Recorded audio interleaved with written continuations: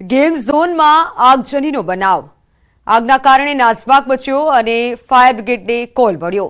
5:50 chief officer fire officer ઘટનાસ્થળે પહોંચ્યા. 5:55 આગે વિકરાળ સ્વરૂપ ધારણ કર્યું.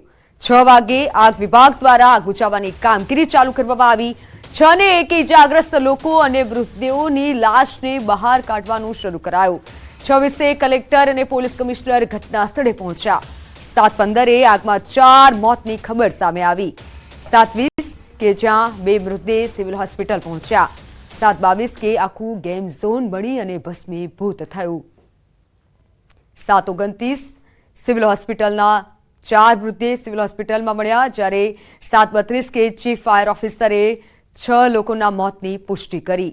7:47 ભયાનક આગમાં 8ના મોતની ખબર પડી. 7:55 કે આગમાં હોમાયેલા 8 મૃતદેહ સિવિલ હોસ્પિટલ પહોંચ્યા. 8:05 કે 17 મૃતદેહ સિવિલ હોસ્પિટલ પહોંચ્યા. આંકડો પછી વધતો ગયો.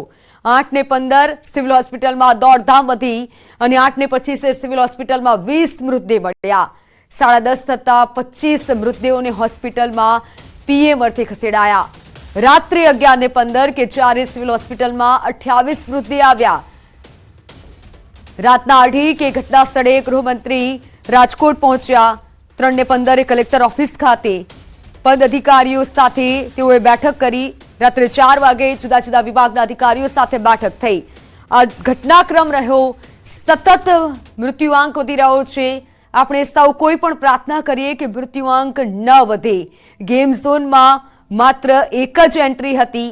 સવાલો હવે અનેક થઈ રહ્યા છે, પરંતુ તે સવાલોના હવે કોઈ જ અર્થ નથી. તે સવાલોનો હવે કોઈ મતલબ પણ નથી, કારણ કે 28 લોકો હોમાઈ ગયા છે, જેમાં બાળકોનો પણ સમાવેશ છે.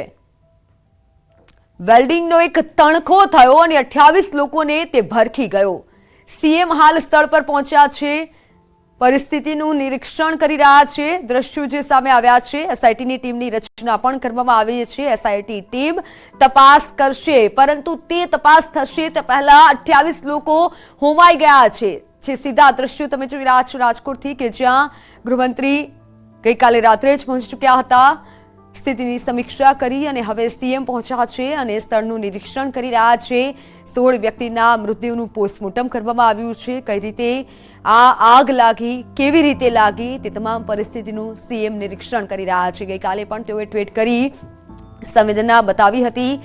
28 લોકો એ આંકડો પહોંચ્યો છે. 28 લોકો મોતને ભેટ્યા છે, જીવતા હોમાયા છે. જીવતા જીવત તે લોકોને મોત મળ્યું છે. માત્ર એટલું જ કે તે લોકો ગેમ ઝોનમાં ગયા હતા, ગેમ રમવા ગયા હતા. હસી ખુશીથી તે લોકો એન્જોય કરવા માટે ગયા હતા. વેકેશનનો આ સમય છે અને આ વેકેશનના સમયમાં એ તમામ લોકો ગયા હતા, પરિવાર સાથે ગયા હતા અને તે લોકોને મોત મળ્યું છે.